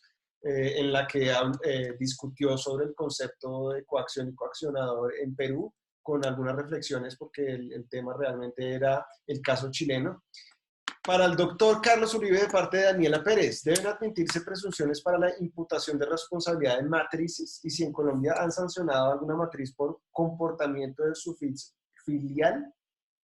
Y finalmente, por aquí también tengo unas preguntas que me hicieron a través del del YouTube Live. Concretamente las hizo Janet Portillo desde El Salvador, y tiene los siguientes comentarios. Les consulto, ¿el delator le conceden un código o un alias para garantizar su anonimato durante el procedimiento sancionado? Y en caso de que el cartel haya sido entre dos empresas, será obvio que una delató y la otra no. Aún así, siempre mantienen la reserva del expediente, o tienen en sus respectivos países regulado un mínimo de participantes del cartel para que uno de ellos se beneficie con la clemencia. Por aquí Matías Meses además hace un comentario que en Chile es igual, no solo en Colombia, está muy bien. En Chile también funciona similar. Entonces, señores y señoras, tienen un menú muy suculento de preguntas, todo tipo de preguntas que nos llegaron además de diferentes espacios de América Latina, y para poder abordarlas, como les propuse desde un comienzo, vamos a seguir en el mismo orden de las exposiciones. Entonces le doy la palabra a Carlos Uribe. Por favor, Carlos, abre tu micrófono y cuéntanos. Hola, Juan David, gracias. Pues nada, entonces respondo primero por la última pregunta. Si se han sancionado o no en Colombia empresas matrices por comportamiento de sus subsidiarias. No, pero está el caso de los NULE, donde pues las empresas eran las que actuaban y efectivamente se sancionó a ellos, a los NULE. Pero el espacio es, el antecedente cercano que tenemos es Comunidad Andina, que en el caso de Papeles Suaves sí involucró al procedimiento y pues señaló pues la responsabilidad, pero no multó a Kimberly Company. Y simplemente me atengo es como a la definición que tenemos o donde se encuentra, que está en el decreto de delación, cuando hace referencia a quién es el sujeto agente de mercado. Dice: toda persona que desarrolle una actividad económica y afecte o pueda afectar ese desarrollo, independiente de su forma o naturaleza jurídica, cualquiera sea la actividad o sector económico, que la relacionaría uno entonces con el artículo 2 de la ley 1340. Pero básicamente este sentido de agente económico es el mismo que maneja la Unión Europea, que no lo vincula sino a un criterio de actividad económica, a cualquier persona que adelante una actividad económica. Y el criterio que afecte o que pueda afectar ese desarrollo, pues entonces estaría en la facultad de no haber controlado a su filial, y por lo tanto el desarrollo que hizo su filial daría lugar a una responsabilidad parental. Yo no creo que estemos muy lejos de ese concepto, y dado pues la amplitud que se le ha dado a muchas otras criterios de interpretación en el derecho de la competencia colombiano. Creo que ese es uno de los puntos buenos de discusión, y es ese criterio de agente de mercado, donde uno puede anclarlo efectivamente, y si este desarrollo vía decreto involucra o modifica las condiciones que plantea el 1340 en el sentido estricto de la responsabilidad de persona jurídica, persona natural. Como lo comentaba en su momento en mi exposición, el problema sería determinar todas las otras condiciones que entonces a un individuo termina siendo sancionado no por el CEPACA por haber afectado una investigación o haber colaborado con la autoridad, sino por la norma de libre competencia, cuando tampoco el supuesto lo consagra de forma estricta a personas naturales, porque no se podría entender tampoco que cualquier persona que esté en una corporación, una empresa, una entidad, sea el agente económico, y se le aplica igual o se le ha aplicado en diferentes casos el artículo 25 de personas jurídicas, entendiéndolo como agente de mercado. O sea, que dado esa ampliación que se ha dado a la interpretación de un sujeto que pueda violar normas de libre competencia o consagradas dentro del ordenamiento de libre competencia, y aplicando a personas naturales el criterio que se da bajo el artículo 25, yo creo que estamos en el marco de entender que posiblemente tengamos aplicación de agentes de mercado a matrices como criterio también de disuasión. Si quieres yo doy la palabra ya ahí para no abarcar. Juan David. Sí, señor. Milka, te llegó tu turno. Puedes abrir tu micrófono, creo. Ya está abierto. Ok. Bueno, la pregunta general con relación al reglamento. El reglamento ya agotó la fase de consulta pública que establece la normativa de libre acceso a la información pública en nuestro país.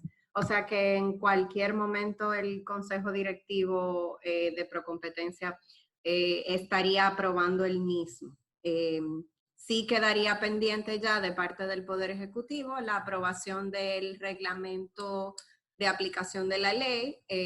Sí debo decir que a la situación o a la crisis que vivimos ahora mismo en nuestros países a raíz del COVID-19, en República Dominicana se agrega el componente electoral, pues estamos en un año electoral y todos ustedes saben que en nuestros países, bueno, pues muchas cosas se retrasan en los años electorales. Con respecto a la pregunta de grupo económico, efectivamente sí, en República Dominicana la ley establece que agente económico puede ser tanto una persona física como jurídica, como un grupo de personas jurídicas. Y en el reglamento de aplicación, que está pendiente de aprobación por el Poder Ejecutivo, también se amplió y se especificó bastante la noción de agente económico a los fines justamente de poder extrapolar el concepto de grupo económico relacionado.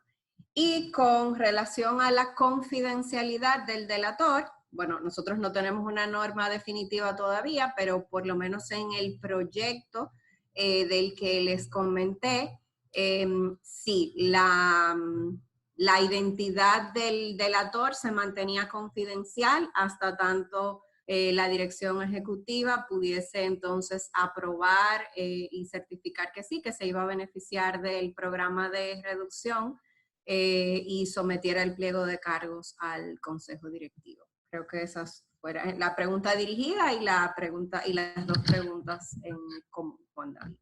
Listo. Muchísimas gracias, Milka, por tu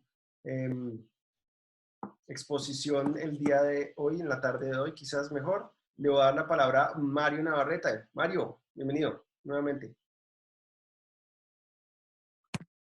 Muchas gracias, Juan David. A ver, sobre las preguntas. Las sanciones a personas existen en Ecuador. La ley dice que se puede imponer sanciones a las personas. Actualmente ese límite está en $200,000 y dice a los miembros de los órganos directivos que en la medida en que hayan participado en la adopción de las decisiones que terminaron en las conductas anticompetitivas. Entonces la ley ecuatoriana ya tiene ese mecanismo y sin duda creo que aplicarlo en conjunto con el resto de mecanismos puede ayudar a mejorar los efectos de la disuasión de las multas. Pero eso. Después, el tema de eliminar el instructivo, yo creo que no es necesario. El instructivo de la ley ecuatoriana, el artículo 90 de la ley ecuatoriana, es una copia de la versión del 2008 de la ley peruana. Y ya incluye la facultad discrecional de la superintendencia para tomar decisiones de aceptar o no casos de carteles o básicamente cualquier conducta que ellos crean que es suficientemente seria para ameritar una resolución sancionadora. Entonces, no es necesario eliminar el instructivo. Aplicando directamente la ley ya se puede llegar a evitar que los carteles se beneficien de la terminación convencional. Sin embargo, yo creo que esto es un tema también del foro y de cultura. La lectura que hacen los jueces e incluso los abogados del derecho administrativo sancionador siempre es muy restringida. Y yo tengo colegas en la universidad en el trabajo en que dicen, no, es imposible eliminar los beneficios de la terminación convencional por los carteles porque la ley no lo hace. El hecho de que la ley hable de discrecionalidad no es suficiente. Entonces, más que eliminar el instructivo, yo creo que es incluso cambiar el chip de cómo estamos enfrentando la ley. Y sobre si creo que es política del Estado el nivel de multas diseñado, creería que no. Creo que esto fue más bien una reacción política a los primeros años de la superintendencia, en donde la superintendencia puso multas muy, muy altas y las multas de competencia suelen tener este impacto social que levantan muchísimo polvo. Una multa de 137 millones de dólares a la subsidiaria ecuatoriana de América Móvil obviamente ocupó primeras planas y generó una reacción empresarial adversa. Entonces yo creo que más bien el límite a los techos de las multas que impuso la Junta de Regulación, más que una política que busca limitar el efecto disuasivo de las multas, es una reacción social a las primeras y grandes multas de la superintendencia. Sobre la tercera pregunta, sobre sanciones penales y sanciones civiles, no, para nada. Primero, en Ecuador no hay sanciones penales para carteles y creo que en este momento de desarrollo del derecho de competencia ecuatoriano no es bueno que existan. ¿Por qué? Porque las sanciones penales le ponen en un ojo político a las agencias de competencia y esa presión añadida en una fase formativa creo que puede ser demasiado. Y sobre la recuperación de daños civiles, en otros regímenes más avanzados, los propios mecanismos de delación incluyen una etapa que permite resarcir daños privados a las personas que demuestren que fueron afectadas por el cartel. De hecho, yo creo que esa sería una mejor solución, pero no en este momento. Calcular los daños privados toma muchísimo tiempo y la superintendencia tiene recursos limitados que creo que deberían ser en un primer momento ocupados para sancionar carteles. Lamentablemente, el estado del derecho civil ecuatoriano y la comunicación que existe entre los órganos judiciales de la superintendencia hacen que más bien veo muy poco probable que al corto plazo las personas puedan de manera efectiva poder reclamar daños privados. Tal vez una solución como la peruana, en donde la agencia de competencia es quien reemplaza en sus derechos procesales, de parte procesal, a los dañados y con eso presentan acciones, podría ser algo más sensato, pero sin duda creo que no se debe eliminar las sanciones o más bien el resarcimiento civil y de hecho considero que debería buscarse un mecanismo para integrarlos. Y por último, solo quería hacerle un comentario a Manuel. Cuando yo revisé brevemente la decisión de la Corte chilena, de la Corte Suprema de Chile, yo me ponía a temblar, porque en Ecuador también tampoco se le admite a la persona que coaccionó ser parte o beneficiarse de la delación compensada, pero la ley ecuatoriana no utiliza la palabra coacción. Lo que la ley ecuatoriana dice es que haya adoptado medidas para obligar. Entonces, si la vara se puso tan baja en Chile con la palabra coacción, no quiero pensar cómo será en Ecuador cuando las cortes interpreten la palabra obligación. Y con eso, muchas gracias, Juan David, y gracias a los panelistas y a la gente que se conectó. Excelente, Mario, muchísimas gracias. Creo que le estás además dando tela que cortar también a Paul y a los demás que todavía no han hablado. Y aprovecho precisamente para abrirle el micrófono a Paul Arenas. Paul, probemos tu micrófono. Hola, ¿qué tal? Listo. Sí, sobre las preguntas, comentar sobre dos de ellas. La primera es el tema del traslape que puede existir entre el programa de recompensas y, digamos, los programas de clemencia.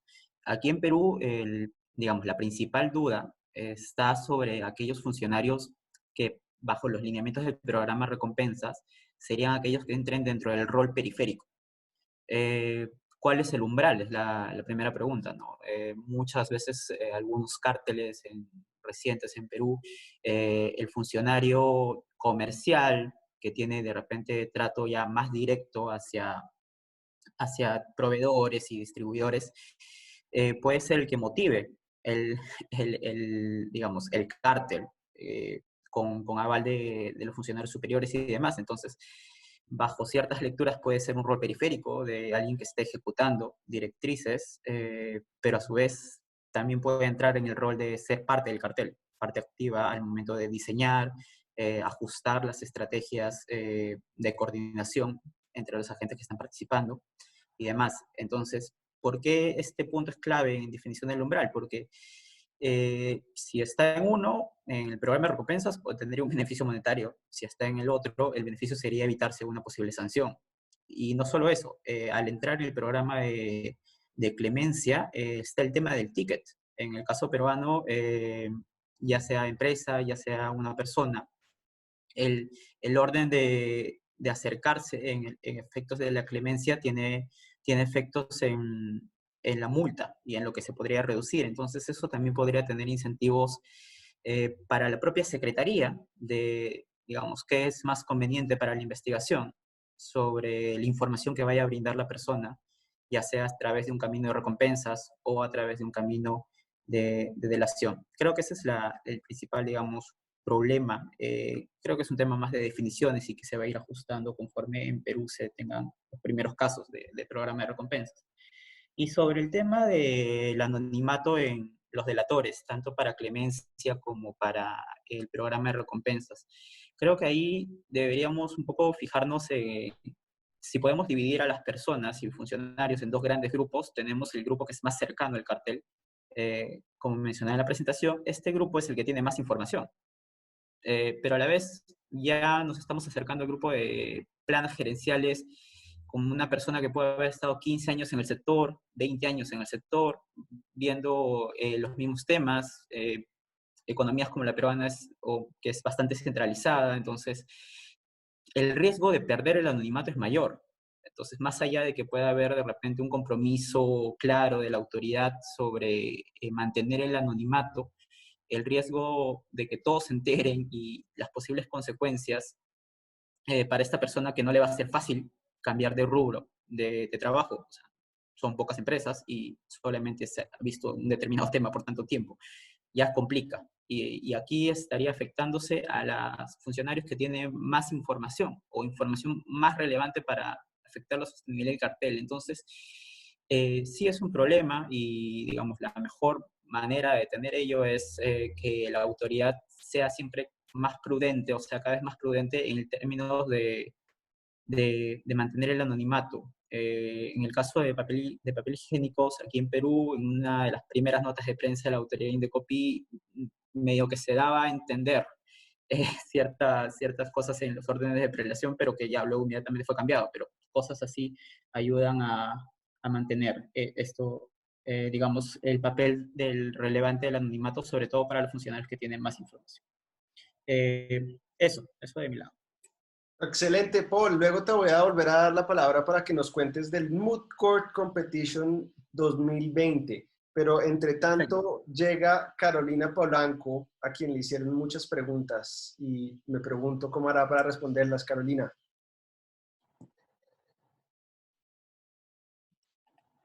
Ya vas a tener abierto el micrófono. Ok. Sí, traté de anotar varias de las preguntas, pero pues si se me queda ahí alguna por ahí, pues les agradezco, te agradezco, Juan David, que me recuerdes. Voy a comenzar con el tema de incentivos y desincentivos del programa de delación de manera general de cara como a las prácticas restrictivas, y voy a tomar ahí un poco el comentario de Carlos Perilla y lo voy a unir con los incentivos y desincentivos del programa de delación en relación con las colusiones en licitaciones públicas.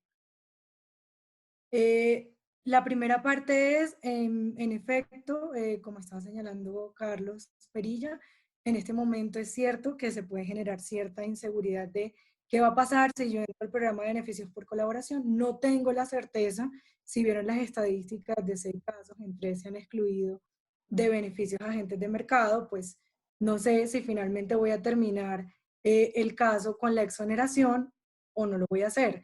Y finalmente la superintendencia termina utilizando todas las pruebas que yo allego, a pesar de perder los beneficios.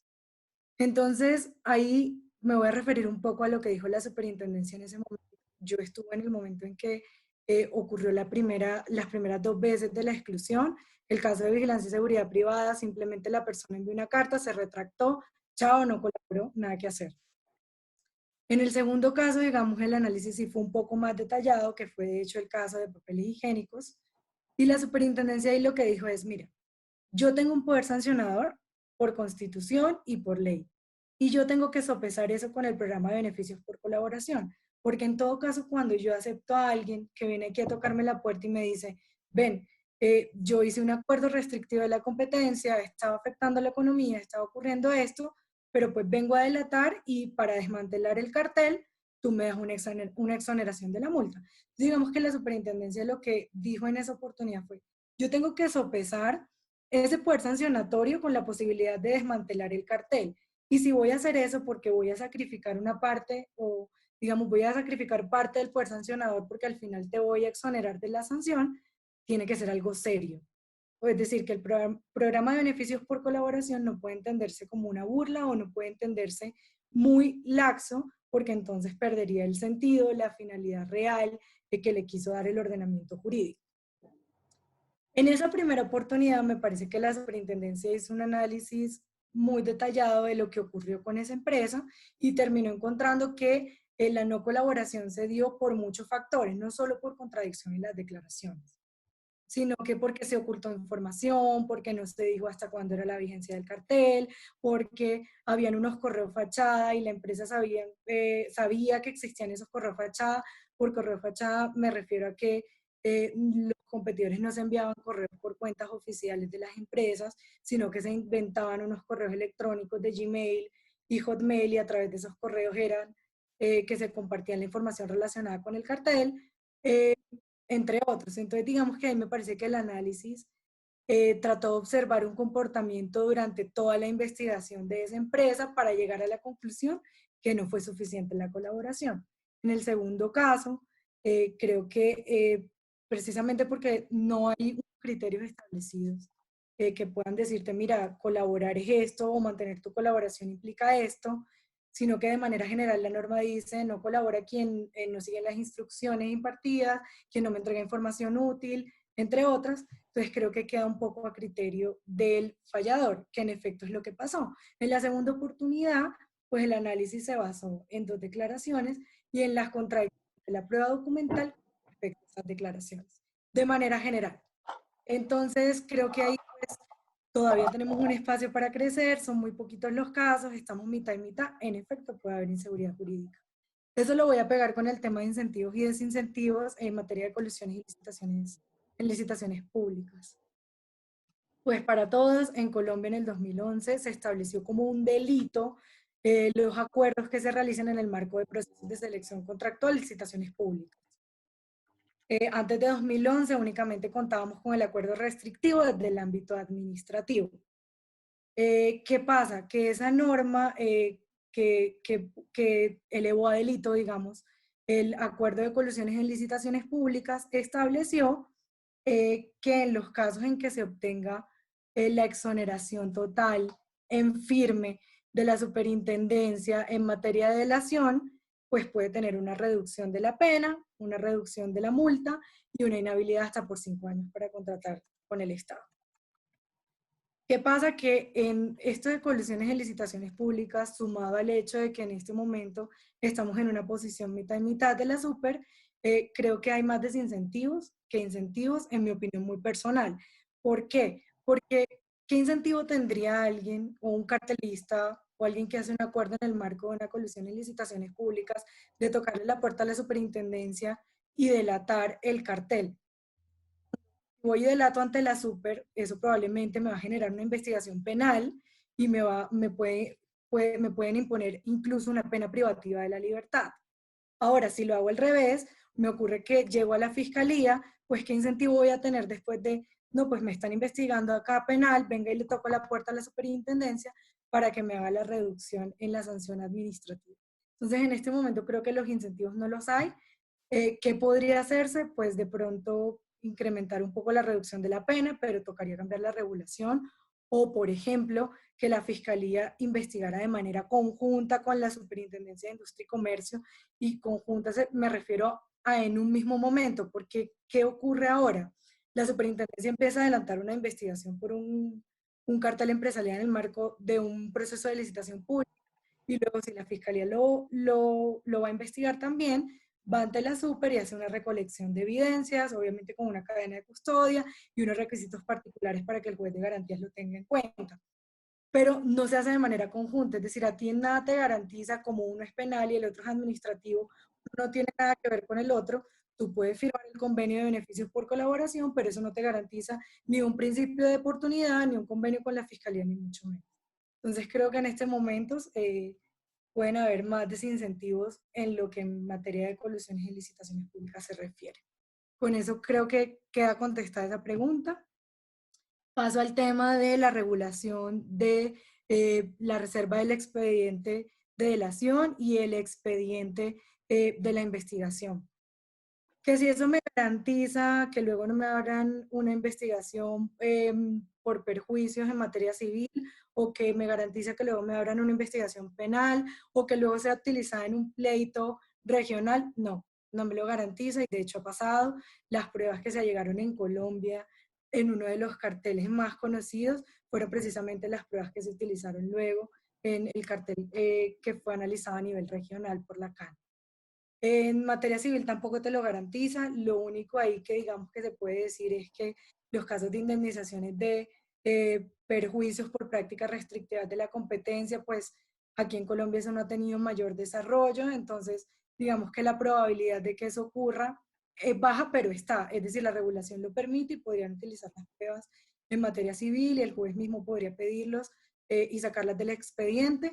Y en materia penal igual, la Fiscalía tiene un convenio interadministrativo con la Superintendencia de Industria y Comercio, y en casos penales, pues la Fiscalía ha ido incluso o digamos que ha hecho cierta investigación conjunta con la Superintendencia, así que pues también se ha compartido información en ese sentido de la Super a la Fiscalía y de la Fiscalía a la Superintendencia, con todos los protocolos requeridos, pero pues no te lo garantiza. No sé qué otra pregunta había por ahí. Yo creo que respondiste demasiadas cosas, Carolina. Más bien, muchísimas gracias por tu intervención. Le vamos a dar la palabra a Manuel Abarca. Manuel, deberías tener abierto tu micrófono. ¿Se escucha? Se escucha muy bien. Saltamos de Bogotá a Santiago de Chile. Manuel, cuéntanos. Perfecto. Sobre la primera pregunta, sobre el denunciante anónimo, voy a hacer una paráfrasis a una columna muy buena de Javier Tapia, con la que comparto absolutamente la opinión, que dice que la figura del denunciante anónimo no se puede meter por sí sola a nuestro sistema de libre competencia. Tiene que haber un diseño especial en términos de ingeniería legal y reglamentaria, por así decirlo, para que el establecimiento de esta institución no desincentive el uso de otras instituciones. Típicamente, y en el caso de la pregunta, la delación compensada. En primer lugar, debe existir una correspondencia muy delicada con los programas de cumplimiento de las empresas, en el sentido de que en el caso de que un programa de cumplimiento tenga, por ejemplo, recompensas internas para el que denuncie, si es que ese monto de recompensa es superior o inferior al monto que va a obtener el denunciante solo al ir a la fiscalía a denunciar, a modo de ejemplo, y seguidamente con la protección de la delación compensada, en el sentido de que si va a ser preferible del punto de vista institucional, cuál va a ser el primer puntapié, si es que va a ser la delación compensada o sea una autodenuncia por parte del mismo agente económico en tanto empresa o de la persona natural en tanto denunciante. Las distintas mezclas y combinaciones respecto a los juegos de incentivos, que creo que aquí Paul fue magistral en su intervención, hace de que no se pueda poner a rajatabla a este sistema.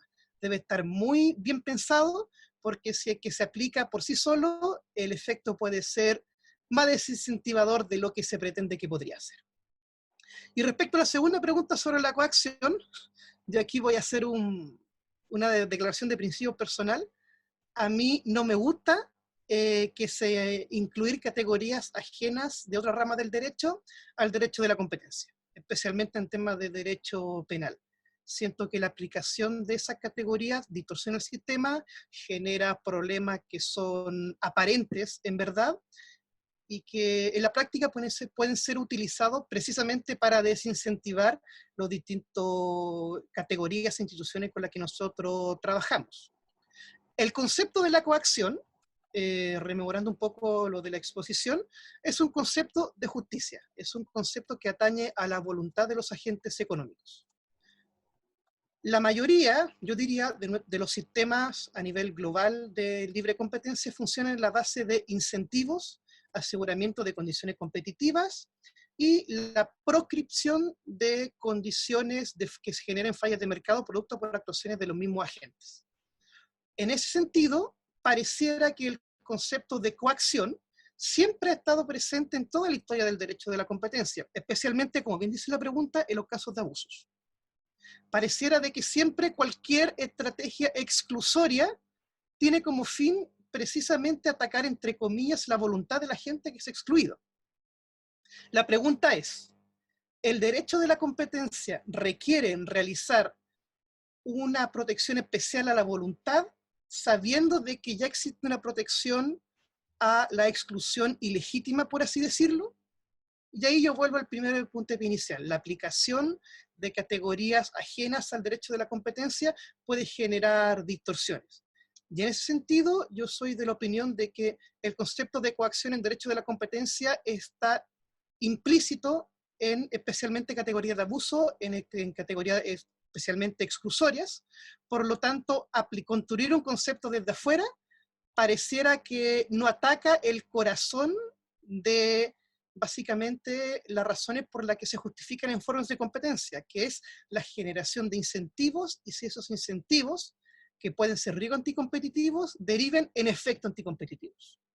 Por lo tanto, yo creo que siempre hay que cuidar muy bien las instituciones, la pureza, por así decirlo, para evitar caer en distorsiones que al final desincentiven precisamente el fin del derecho de la competencia.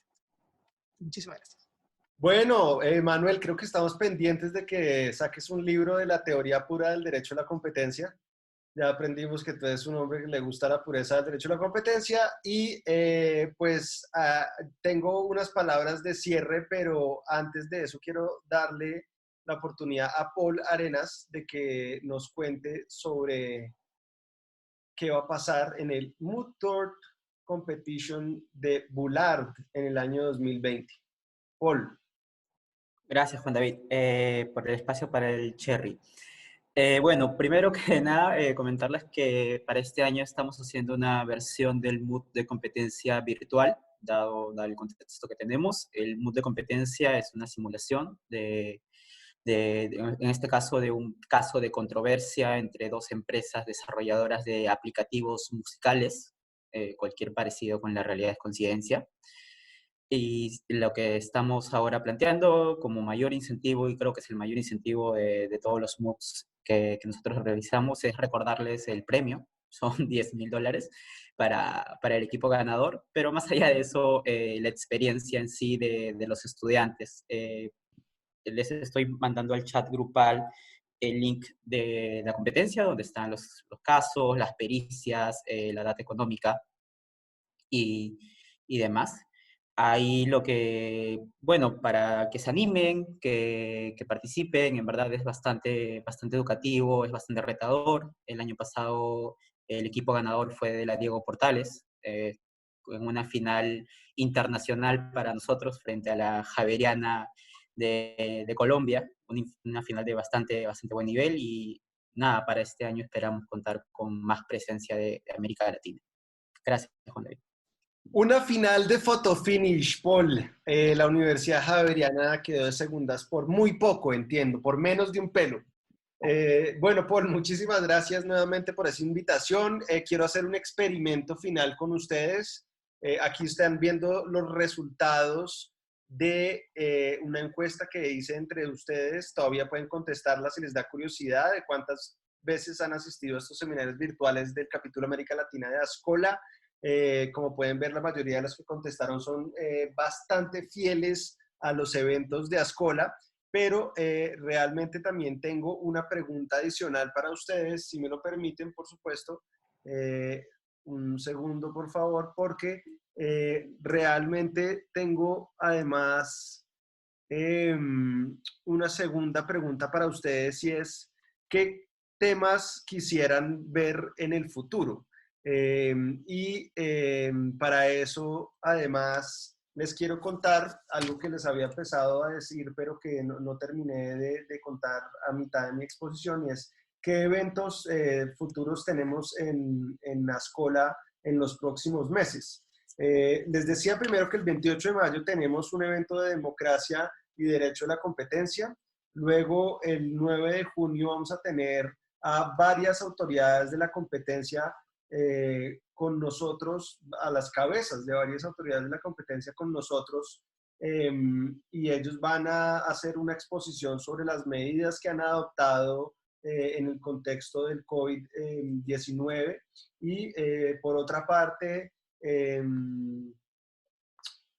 y perdón que ya les abrí la segunda pregunta, ¿qué temas les gustaría que fueran tratados en futuros seminarios del capítulo América Latina de Ascola?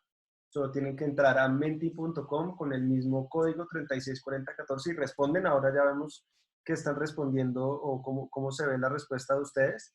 Pero bueno, entonces les estaba contando que el 9 de junio tenemos a las autoridades de competencia de varias jurisdicciones de América Latina con nosotros. Y luego el 18 de junio tenemos un evento sobre arbitraje y competencia, un seminario a Ascola de arbitraje y competencia. Entre el 25 y el 27 de junio es la conferencia anual de Ascola, es decir, no el capítulo Ascola, sino la conferencia anual. Por otra parte, el 9 de julio vamos a tener un seminario sobre regulación y competencia. El 23 de julio va a ser sobre datos personales y competencia. Y por último, el 6 de agosto, abuso de la posición dominante en materia de servicios públicos domiciliarios. Así que, como pueden ver, tenemos muchos eventos. Todos los que les mencioné ya tienen fecha, tema y la mayoría panelistas confirmadísimos.